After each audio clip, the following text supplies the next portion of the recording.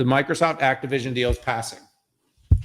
No, I think that was a good call. I didn't lean into it as hard as you did, just because it wasn't as straightforward as a hardware company buying a software company. But no, let's dive in here. So Microsoft is trying to buy Activision. Activision is one of the largest makers of amazing software. World of Warcraft, some of my son Patrick's, his favorite games are done by this company. Attracted big time scrutiny, of course, by Lena Khan's FTC. And they sued for an injunction to stall the go-ahead of this to happen. The FTC said, don't do it. Microsoft said, no, we're moving forward. FTC sued. Well, the FTC lost in U.S. District Court in San Francisco on July 10th, I think a mere 4 days ago. The FTC, you thought this was over, right? We thought this was a done deal because, hey, it's approved in EU, Ukraine, Saudi Arabia, Brazil, Serbia, Chile, Japan, South Africa, South Korea, and China. It's all been approved. By the way, I didn't know that Serbia or Ukraine had its own approval.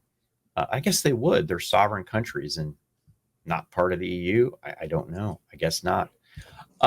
So FTC appealed. So this is the only dangling chad to move forward. And listen, Microsoft is making concessions to what is just by fact, not editorial, a dominant Sony in console gaming. So is there really anything left here? I don't think so. This deal's going through. Yeah, I mean, this one probably doesn't require as much time as the China one by any means, but it was really interesting. My bet, sometimes these things are really scientific and sometimes it's more gut.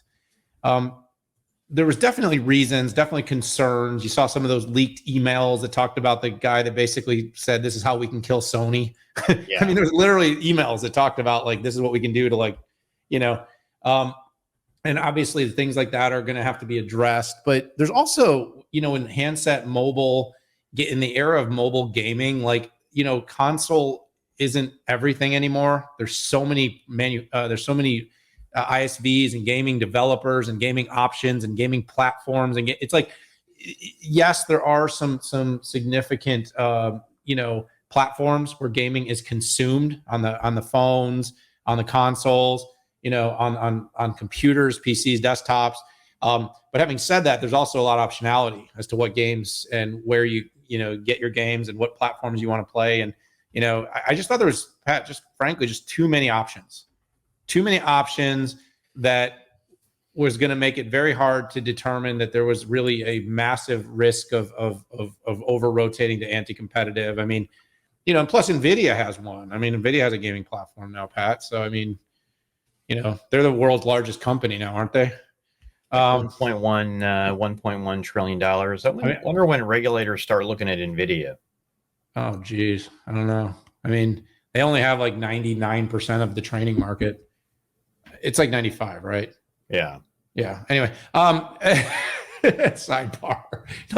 Let's talk about that later. Anyway, but long story short, I mean, there's just options. There's just a lot of options. So while I'd love to say that, my decisioning was incredibly science-based and I talked to, Lena Khan and had a chance to go around the world, I just felt that there was enough optionality. And heck, if Japan pushed it through, it felt like they were the one that had the most to lose in the deal. Yeah, isn't that odd? That's a great observation. I didn't even think about that. Yeah. Yes. So, with all that in mind, I think they knew there just wasn't enough to push and to fight. So anyways, that's kind of it. I mean, good for Microsoft. There is an appeal. I guess that means it's not technically done, but at some point they're going to have to let the they're going to have to take the ropes off and let this thing get done, let this thing go through as it should, as it is, as it will, as it was.